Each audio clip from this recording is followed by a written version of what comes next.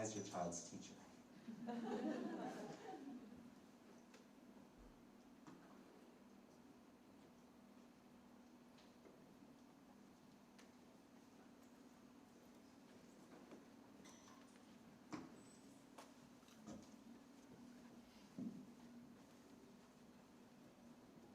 Okay, that should come fairly easy to most of us. I know I have many stories with my students, both here and in the past. And I'd like to ask, by show of hands, if you feel comfortable, how many of those memories have to do with a number? Raise your hand.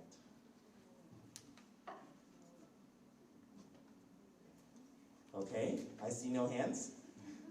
How many of those stories do not have to do with a number at all? Raise your hand. Okay, thank you. We are all teachers. This is the conflict that we face as teachers every day. We come into the classroom and we think about how do we teach a child that has a story? And how do we report that story to our children so that they grow and they succeed academically? And on top of that, how do we take that story and also translate that story to parents so that the parents know how to support the students? Or if the students have tutors, how do the tutors support our students? On top of that, there are our kids who go to our classes every day and want to know how they should learn. How can they be successful? And how can they make it from this grade level to the next without too much stress? The MYP essentially is a story. It's a story that we tell our students and we work together to develop what we call a shared language. And I'd like to share a photo with you. Before coming here to KAS, I was working with MIT in conjunction with the Massachusetts Department of Elementary and Secondary Education. We were working on some innovative work with our students, precisely around this concept. How do we have better conversations with students? How do we simulate learning? And how do we get our students on board with our ideas? So these are some of my colleagues back in Boston, and I can guarantee you that many of our conversations in our MYP are looking like this. From this meeting, I'd like to read to you a teacher reflection. Dear Stephen, which is my English name, I cannot tell you how grateful I am that I had the chance to watch teaching and hear other teachers reflect on their teaching. I didn't realize how discouraged I've been feeling until today, which felt like a sudden jolt of hope. Hope that I will be able to create a classroom where students are seeing themselves and each other as intellectuals. Hope that I can build relationships with students centered around content rather than behavior. Hope that my classroom can be a place where students experience joy in learning. What I want to take into my classroom is the belief that all students can succeed at the tasks, both big and small, that I set for them, and work on building an atmosphere of trust, as I've seen in these classrooms. The first thing I want to target is small group discussions, building moves to support students in engaging and sustaining meaningful discussions that further their understanding. I feel excited. Exclamation mark, exclamation mark, exclamation mark. Thank you so much again. So, all the way in New England and Boston, this teacher shares the same story that many of us share. How do we help our students succeed in a way that makes sense to them?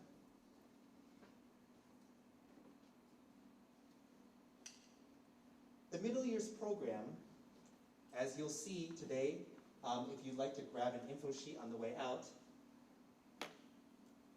helps our students reach very rigorous learning objectives. It takes a very student-centered approach to teaching, It shares international perspectives with students and also asks them to push their own thinking about their connections with the world. It's concerned with the whole child. We think about teaching and learning in more than one language. There's a fancy education word called metacognition, and that's focusing on learning how to learn. And it's the development of flexible thinking that prepares students to evaluate information critically and apply knowledge in complex and unfamiliar situations. All of this, I'm sure many of us have heard before, and why we all believe in KES as an MYP program. We think about how we can translate this into the education that students have, so that when they continue to grow into our program, hopefully into the DP program, they will be able to lead the school in the story that they want to create. So to that, I've got a few student interviews I'd like to share.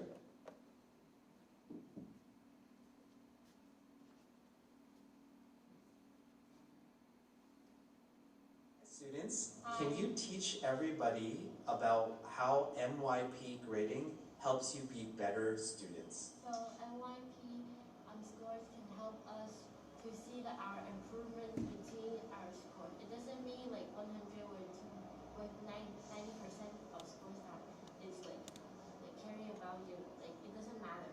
It's like an average. Something like that. It can show like how what to do better next time and yeah, how to improve. There's a description of each of the levels on the rubric, so you can know what you can do to improve your scores. Thank you. Thank you. Students, can you also tell us how you feel MYP grading has been helpful for you?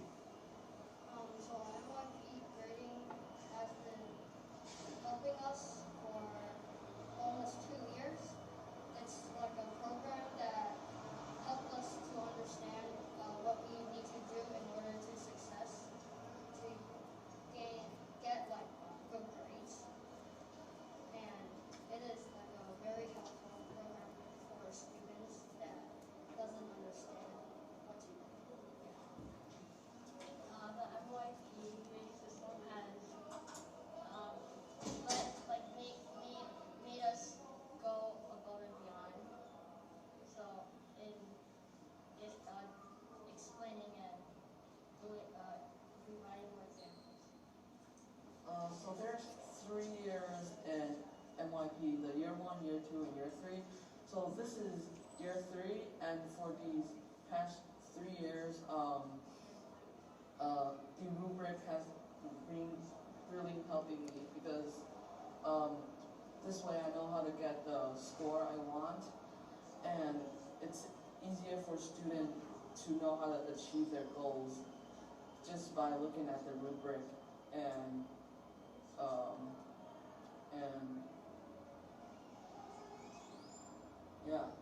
so the MYP grading is sometimes complicated, but overall it helps the student a lot. Yeah. Thank you. Thanks, guys. Okay, here's my smile. My mask is coming down. Okay, so I did pull several of our wonderful students from their classes, and I did not prep them for that. So thank you for your patience as they were in the moment thinking through describing the MYP program. So before I turn it over to our extraordinary Director for Teaching and Learning, we're going to take a look at some of those criteria that are shared across all of the subject groups in our MYP. So as Max said in the video, it can be somewhat complicated, but the complication of the rubric is to provide students with a story on how they can improve and why.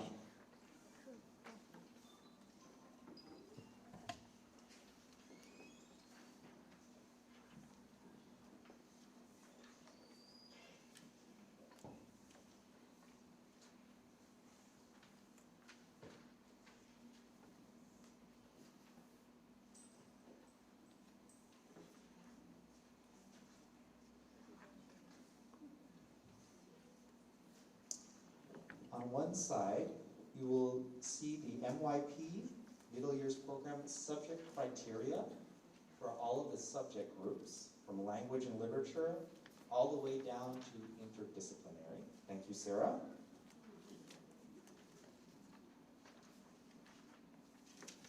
And on the other side is a criterion rubric example.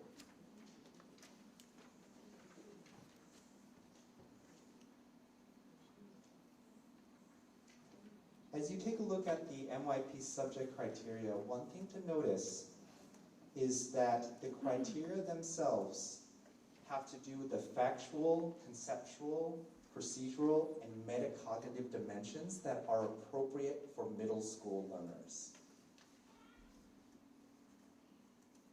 We want our students to know facts. Yes? Oh, I need one in the back.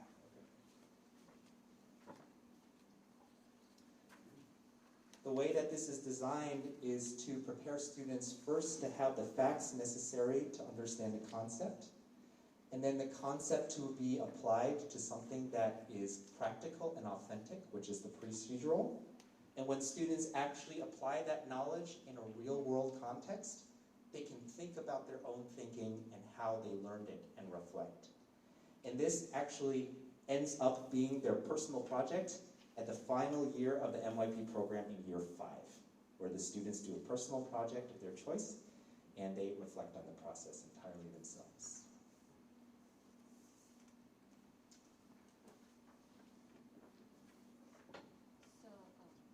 Yes? So does the project determine your performance for the whole year? Just that one project, or? It does not determine their progress for the whole year, but is a reflection of their learning throughout all the years in the MYP program. Yes, thanks for that question. Yeah, okay.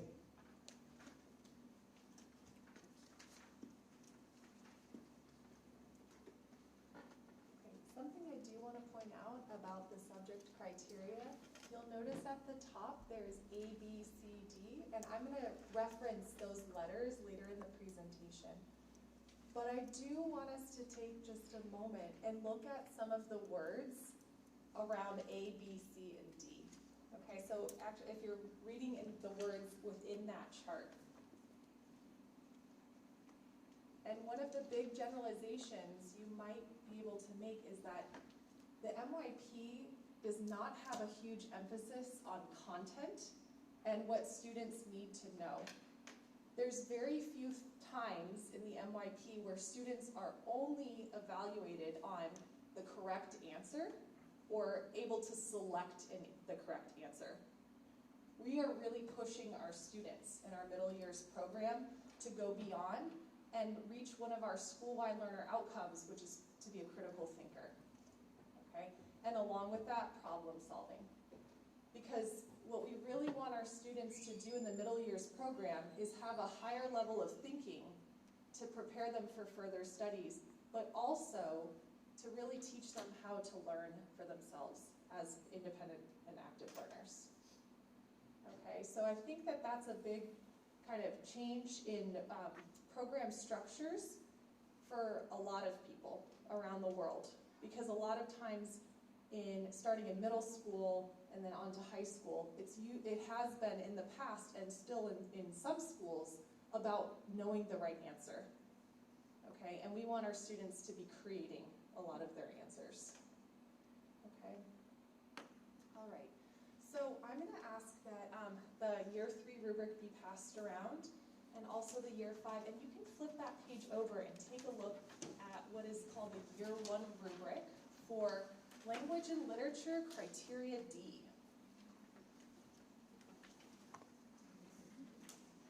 Thank you for your patience as we get these things passed around this morning.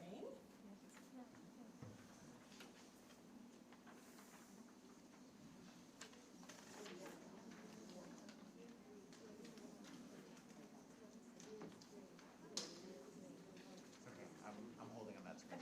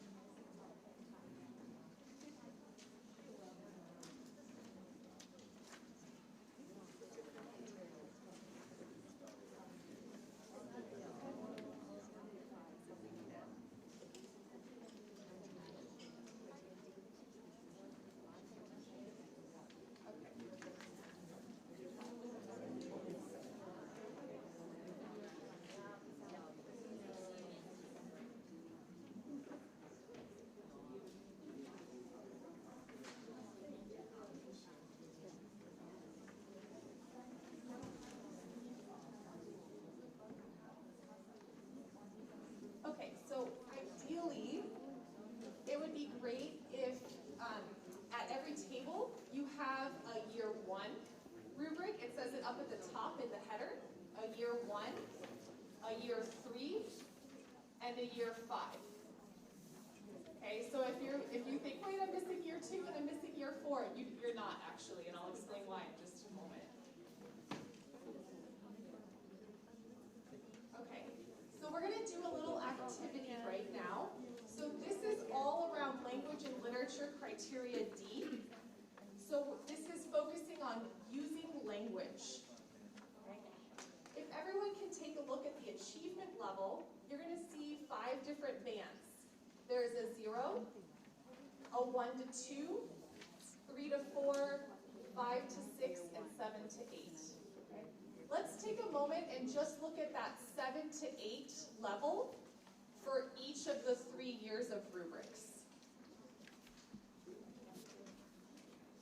And then please feel free to talk at your tables about what you see. What are the differences from year 1, 3, and 5?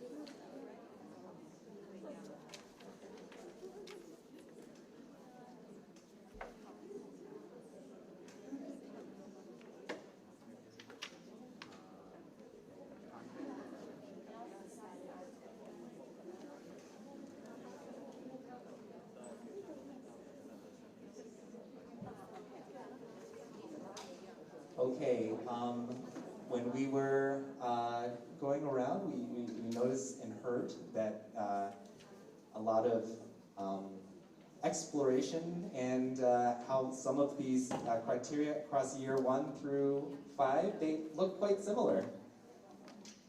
Did anybody find a difference?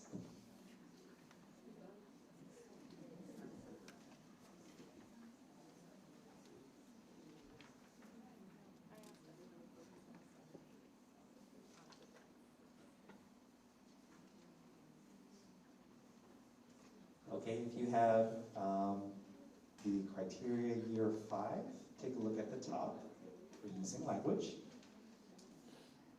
The difference between year 3 and year 5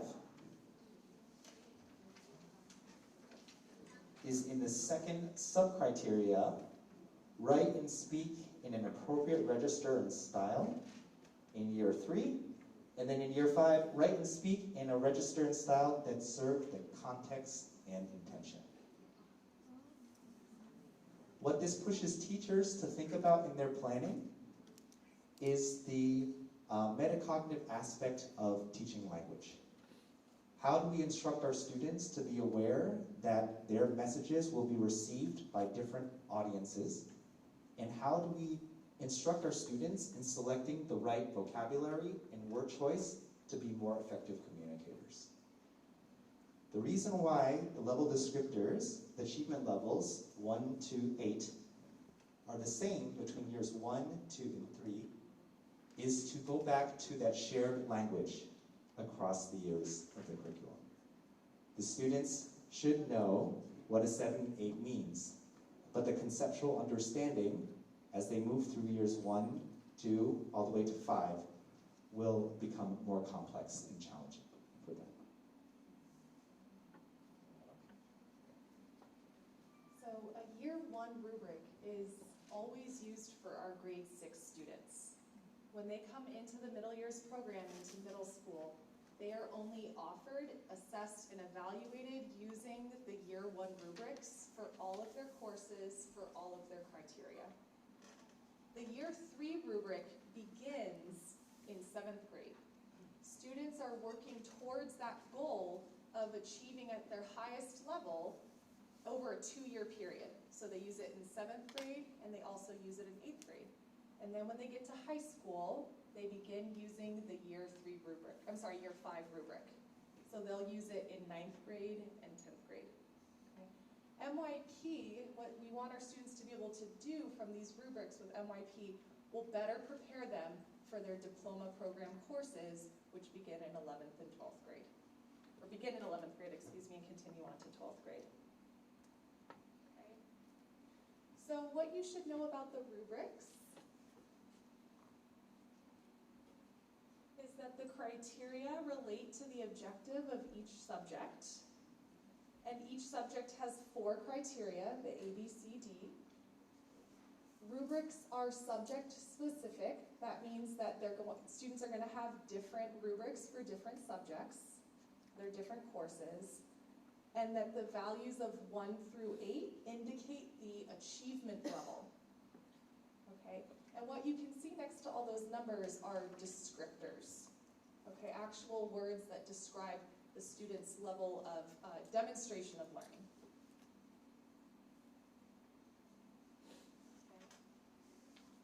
Okay. It's a good idea to think about these rubrics in terms of learning targets, okay? Where the 7-8 is like the bullseye, okay, in archery or in darts, and that's the goal. We want our students to be striving to attain a 7-8, okay, working towards that. And they can, because if they land at the 1 to 2, 3 range, 4 range, they can start to read these rubrics and learn what it takes to move their thinking and their learning forward, okay? And teachers also, sometimes these rubrics, the language in these, it's really difficult for someone like in 6th grade to understand, right? So teachers will take these rubrics and they will put them in language that students can understand a little bit better than giving them this big document.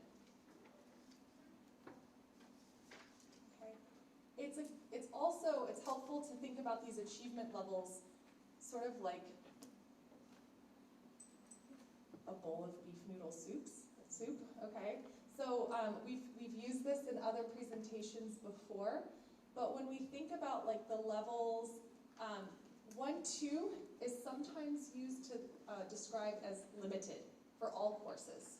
And the 3-4 is adequate. They're starting to make progress towards the learning target. 5-6 is substantial, and a 7-8 is excellent. So what does that look like with a bowl of beef noodle soup? Okay, a 0 means like the noodles didn't even make it in the bowl, okay? We don't have soup at all. All right, so it usually means the students were not able to demonstrate any sort of learning, okay? And so that would need to be revisited, and the students would need to work on that again. Okay, the 1-2 is limited, all right? We have some broth, we have some noodles. We're missing the beef, which is the point of beef noodle soup, right? So there's a lot of things that they can work on and do better. The 3-4 is starting to come together for them, okay? We have here, a little bit more substance in the bowl and some green onions to accompany the broth, okay? 5-6 means it looks like what they should be striving for, okay? Has the beef and the noodles, the broth has it, and they're really starting to demonstrate that they are learning what they are supposed to be learning, or showing that they're learning it. Okay, 7-8 mean that it's an excellent presentation that on a developmental level, it can be a little bit higher than what possibly their peers of the same age group would be demonstrating. So when we give these rubrics to students, it's important that we share them at the beginning of units so that they know what they're asked to do and how they're going to be demonstrating their learning. It's important to use in the middle of the units when students can self-assess. If they read through the rubric and think about, how am I doing with this? Am I getting towards my learning target? And it's important at the end of the unit for them, but also for the teachers to be using to evaluate. Okay, so that's where when we let students with a number, let them know where they are. Rubrics can help to be transparent about grading. In formative assessments, we don't provide students with the numbers because we want them to use the language, the descriptions, to figure out what it is that they need to be doing to demonstrate higher learning, so it's great for feedback. It also rubrics empower students to be reflective. They don't have to guess about how they're doing when they can use a rubric against their own work and the tasks that they're doing. Okay. So now the question is, how do we get rubrics from rubrics into grades, okay, at the end of semester?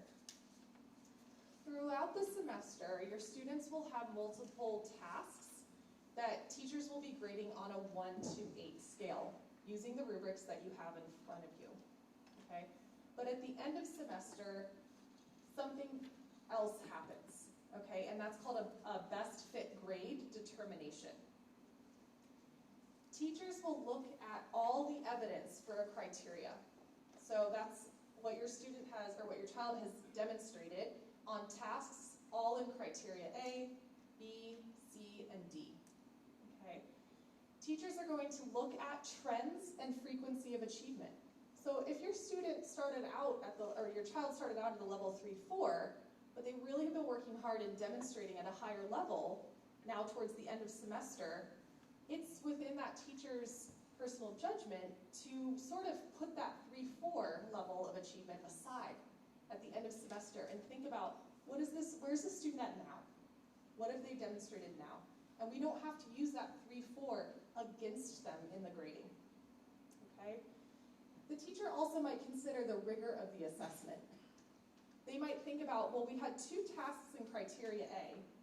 This one, the students worked on for about 4 hours, and they weren't asked to do as much as this other task, where the students worked on it for 10 hours, and they were asked multiple criteria of demonstration of learning.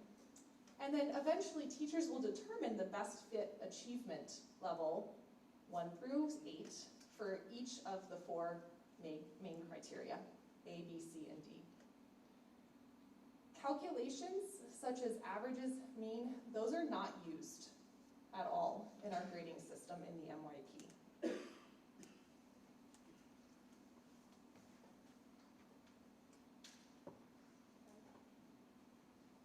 So then, once all 4 achievement criteria levels have been added up, they fall within a grade boundary.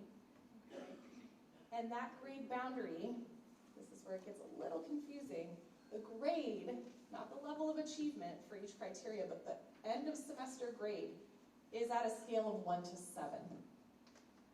Okay, often parents will see end of semester reports, and they will say, you know, hello, my child has earned level 6s in all of their criteria throughout the semester. How did they end up with a 5? Okay, and so it's important to note that the level of achievement is for tasks, but the grade at end of semester is the 1 through 7. The reasoning, I'm not totally sure, but what I think, okay, because I also have been the diploma coordinator for the diploma program, is that the DP also uses a level 1 to 7, and that grade system, there's continuity between the programs, okay? And also those grade descriptors, they demonstrate where the students are, so a number actually means a description. Okay, so it's important as parents that we don't look at a grade at the end of the semester and say, you got a 5 out of 7. pull out your phone and do the calculation, on your phone, 5 divided by 7. That's the percentage you got. It's important instead to use the grade descriptor chart that I'm going to have passed around here in just a moment and read what it says next to number 5, okay? And that's how you should be having conversations with your child about their achievement at the end of semester. We're going to pass this around so you can take a look at the grade scale.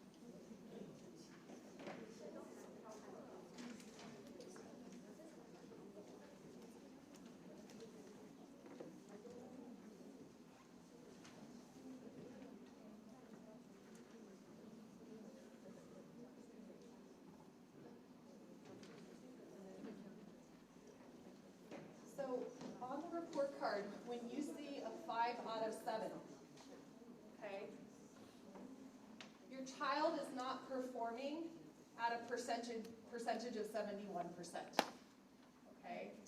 Instead, it's important to think about this descriptor. Your child, if they earn a 5, it means they are producing generally high quality work. They communicate secure understanding of concepts and context. They demonstrate critical and creative thinking, sometimes with sophistication. And they're using knowledge and skills in familiar classroom and real-world situations and with support, some unfamiliar real-world situations.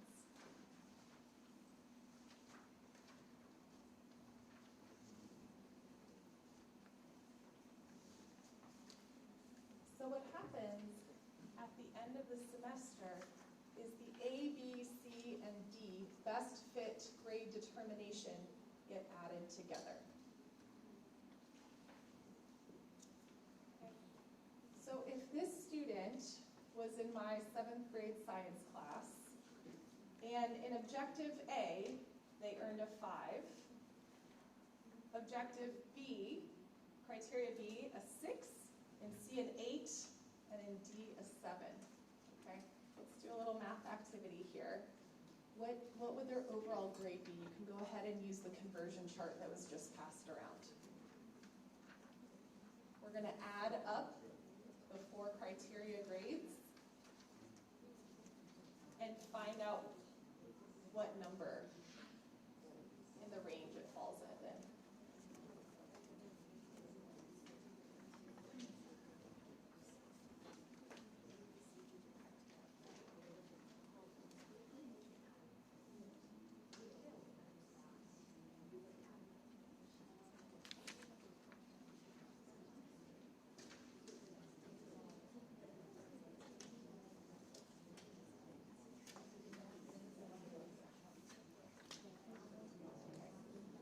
So with a total score of 26, they would earn a 6.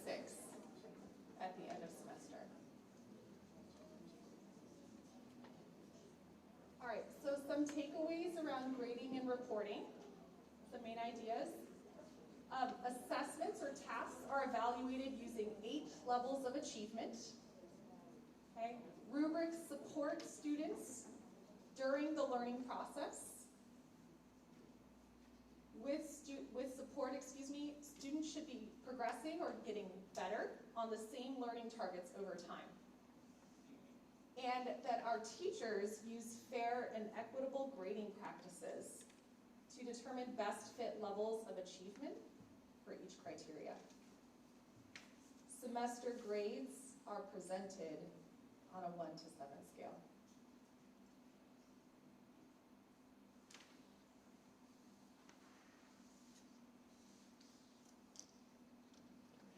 Oh, Mr. Kolas would like to add. Thank you, Ms. Brodhead. So just to pull this around to what you might not be seeing because we do a lot of teacher work on Wednesdays after school. I want to borrow a paraphrased quote from Superintendent Laney. The quality of the student learning in our building is directly related to the quality of the adult conversations we're having. So, our grading and our assessment work goes back to the teachers in their planning. We have some teachers in the classroom right now,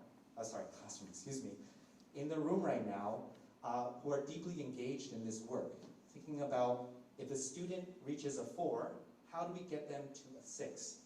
But we aren't thinking about the number 6.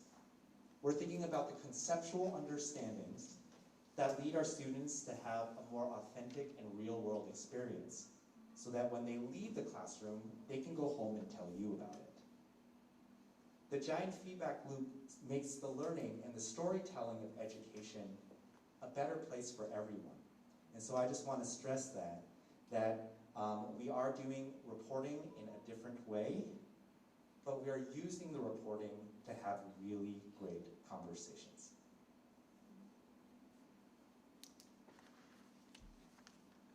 At this time, we invite you to ask your questions, because if there are things that you want to know, we want to tell them to you. We want to share our answers with you. And we also have Miss Vivian here today. I'm sorry I didn't introduce her earlier, but she would be happy to receive your questions in Chinese.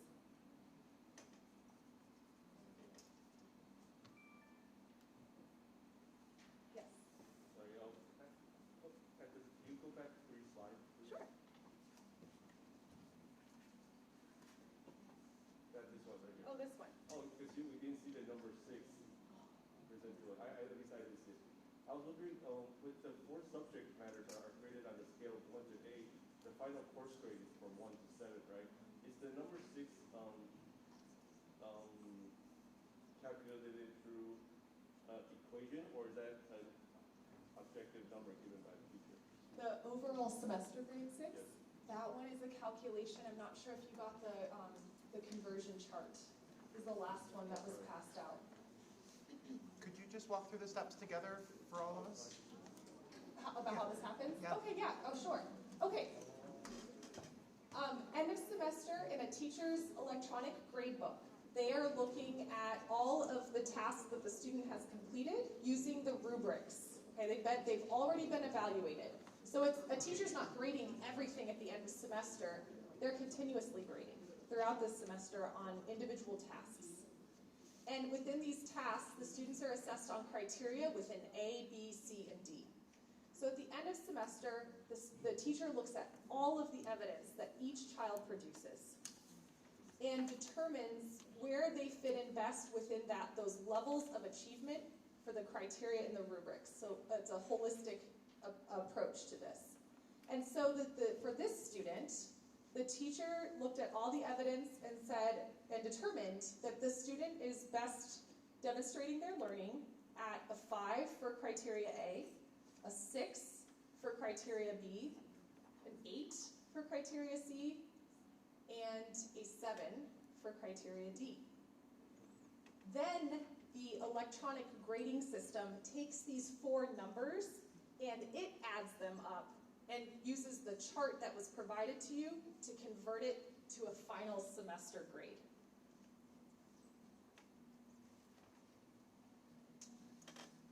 Yes? If a student achieves total number within the boundary guideline, and then, for example, if it is 24, so it should be 6, right? So like, does the teacher still have the leniency of grading them into like 5? Or what I'm saying is that the teacher has any leniency of like changing that, or they have to do strictly according to the boundary guideline? The teachers do not determine the final grade. The electronic system does. So a teacher will not, there would probably never be an instance in where a grade was ever brought down. Teachers, it's part of our assessment policy. We don't penalize students, right? We don't use punitive measures to bring a student's grade down. I think that's really important for us all to understand, is that teachers aren't bringing students' grades down because of the way that they interact with that student or how they feel about the student. It's simply from the tasks and the student's demonstration of learning on those tasks. So this is where teachers do get some determination in the grades, but the calculation is done by a computer system. Yeah. Yes? Yeah, so my question is also related. So Okay. I think a lot of parents have a little bit of confusion about this. So let's say those numbers up there are changed, the 4 criteria. They're 6, 7, 7, and 7. Okay. So according to this guideline, Yes. then it would fall into a 6. Yes. My child asked me, why did I get 7s in 3 of the 4, and then my final grade is a 6? So I know that ultimately it's a number. But I think for like my son's emotional feeling, he doesn't quite get it. And I can't explain to him, saying that, well, you know, according to this assessment there, it falls into a 6. And I think that's what the other parent was asking about. Is there any leniency for the teachers to kind of nudge it up or down? So Yeah. I'm kind of used to like a system where there's pluses and like in the past we have B plus or A minus. But according to this criteria or this system, there doesn't seem to be any leeway for that. So I was just wondering about The last part, I'm sorry, if you could repeat there the doesn't seem to be any leeway for leeway. teachers Okay. to nudge it up a little. Yeah, okay, so thank you for that feedback. That's wonderful. And actually that just brings up a great point that maybe we need to spend more time telling our students or teaching them about this system as well, in kind of a systematic manner for that. Yes, there isn't leeway. The letter system that you offered, the pluses and letter grade and minuses, is usually attached to percentages, okay? In which a grade book usually averages students, and the middle years program, we do not do that because we don't hold past performance against students in their progress in their learning. And those letters also mean, if there's 5,000 schools in the world that use that letter grade system, those letters mean 5,000 different things. But in the middle years program, if there's 5,000 schools that have the middle years program, a 6 always means the same thing in every single school around the entire world. And this is a system that's set up by the International Baccalaureate. It's easy for schools to understand, and it's easy for universities to understand. So the difference, though, is that with a letter grade, like I said, it's attached to a percentage. But with this number system of 1 to 7, it's attached to a descriptor that means much more.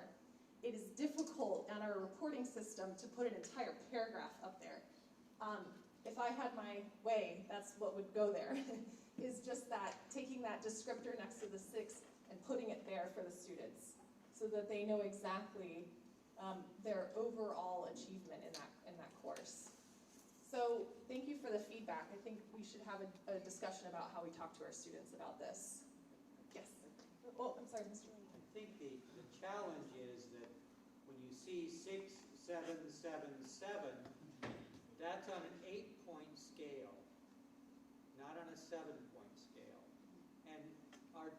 natural tendency, I do it myself, is to kind of average them together and say, oh, well, I've got a 7.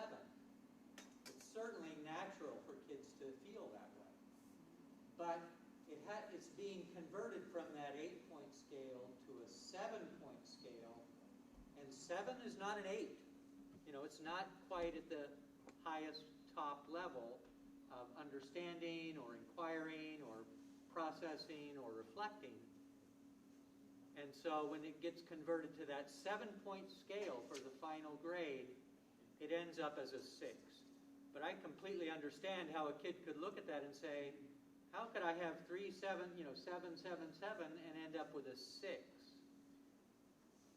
And that's the challenge, I think. And that's, I think, MYP educators around the world struggle with this.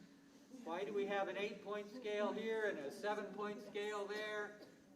It really does make it more difficult to understand and to not feel like, oh dear, I didn't get what I thought I should have got.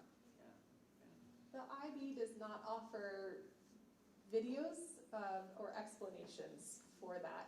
Instead, what they let coordinators know is have conversations with the community. So that's what this is. That's why we invited you here to talk about this, but also to have conversations with your student or with your child is also important to us. When I look at the scores you have on the screen there, I think, well, 6 isn't the average. You know, that doesn't average to a 6. How do we get a 6th grade?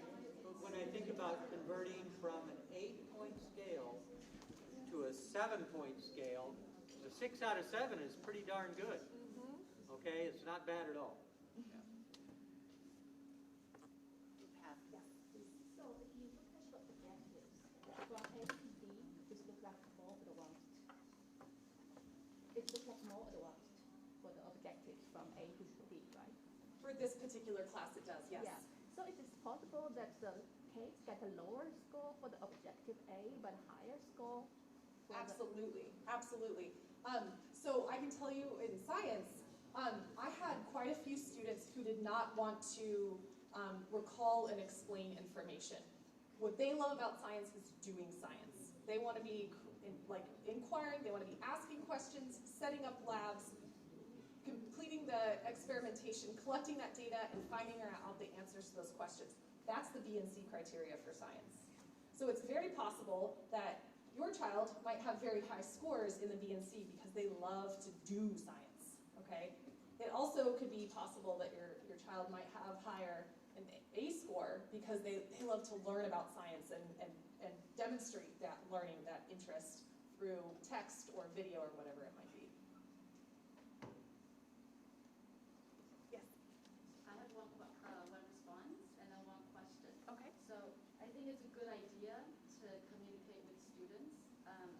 The reason is today, the grading makes a lot of sense to me when I look at, like, for example, 4 and 5 with this chart, because it says good quality work and high quality work. Because for the past year, my son has been striving for 4 and 5, because teachers have been telling him that 4 and 5 is good work. But if you look at 4 here, he's been striving for 4, like using this chart. And I think the grades are the rubrics are being used to set goals, and I think communication with students is important because 4 here is different from 4 there. And if they use this chart to set their goals, then it won't end up with quality work. Do you know what I mean? Because they're striving for 4s in the rubric rather than a 4 in the grade. Because some teachers said, oh, 4 is, pretty, it's a good, it means you're meeting expectations. And it all makes sense to me today, finally, and then I look at, oh, right, it's good quality work, But before, I had a lot of confusion because the 4 here, it's not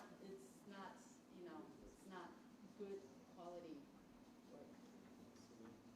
We've actually identified that from student feedback as a need, a very pressing need. So actually this past Wednesday, Sara led a PD on creating task-specific sheets for being very clear with the students about what is required to reach the highest level of highest quality.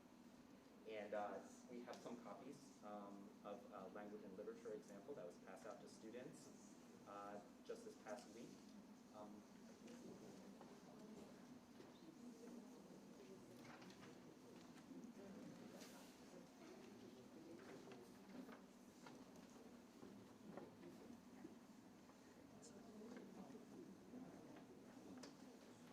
Yeah, so I totally agree that communicating with students about what the numbers mean and how to set goals.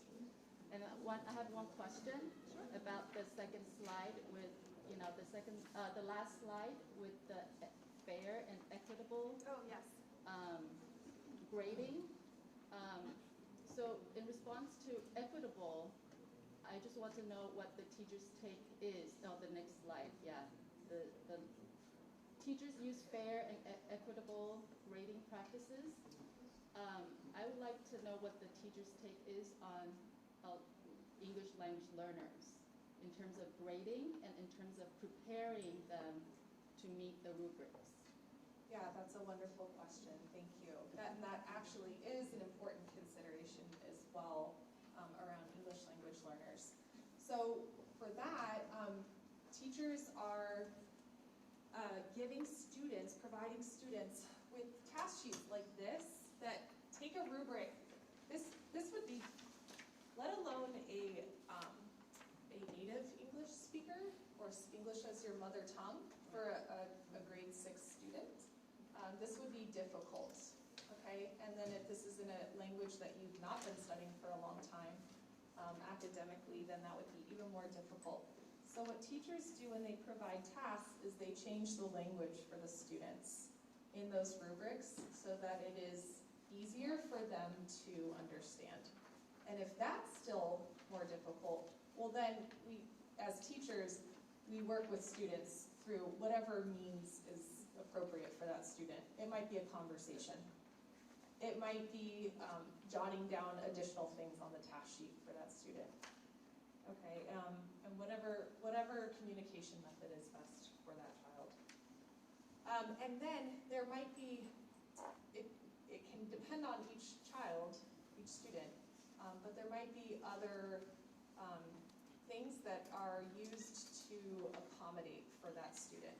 So one example would be, for me personally, whenever I had a test for students in science, and I know that they were English language level, or English language learners at a particular level, they were provided with the opportunity to have the English words for science that we've been studying right next to a list of whatever their mother language is.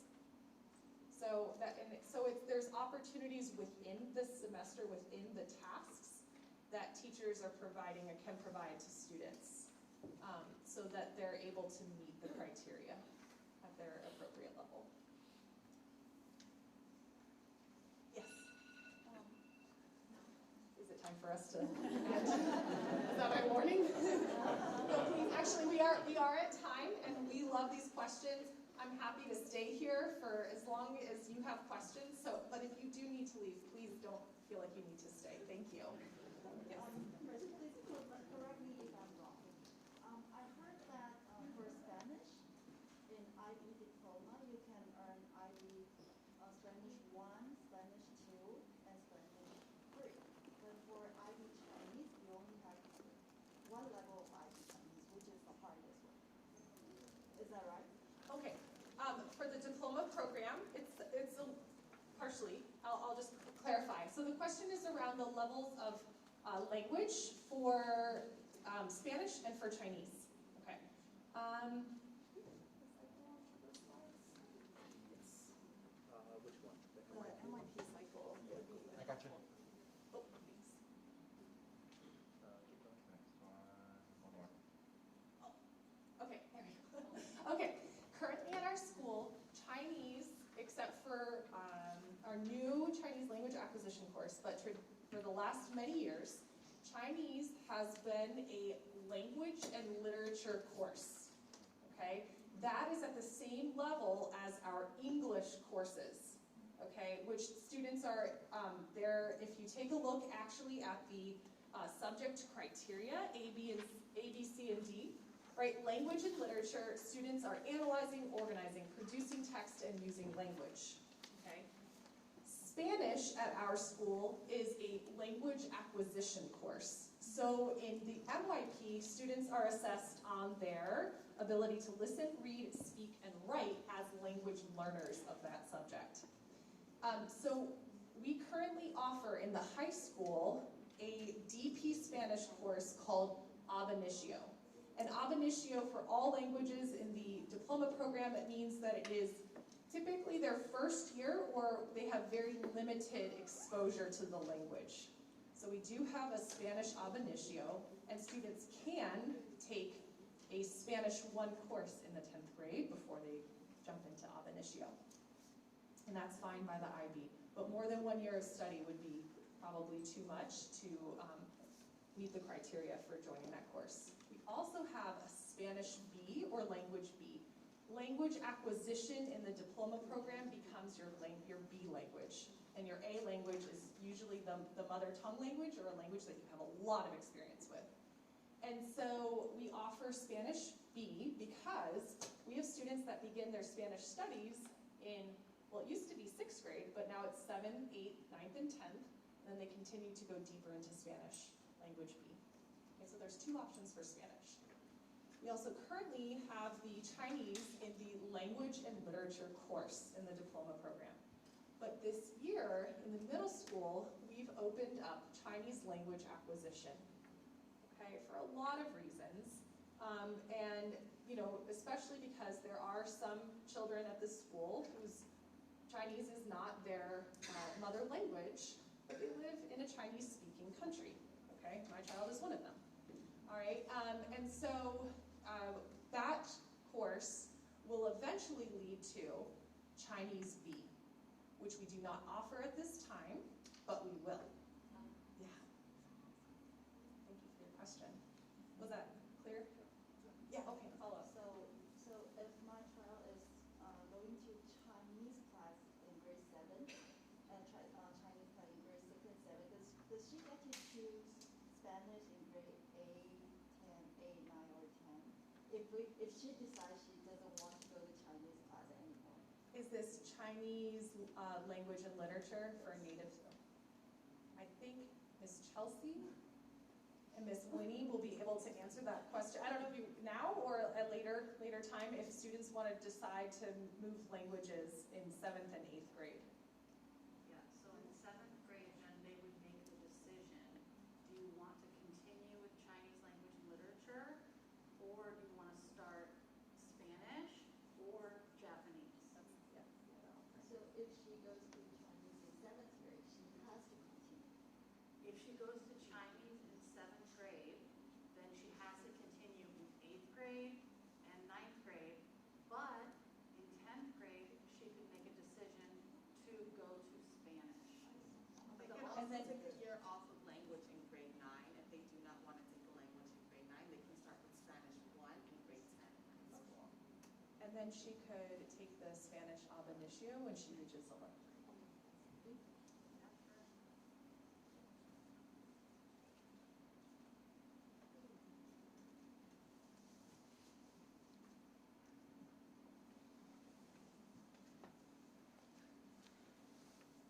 Okay, well, thank you, everyone. If there's a handout that we ran out of copies and you would like to stick around for, please do. If you have any questions for myself, I have some cards up here that you're welcome to take with my email address on it. And we're also here for your personal questions too, if you want to come up and talk to us. Thank you, everyone.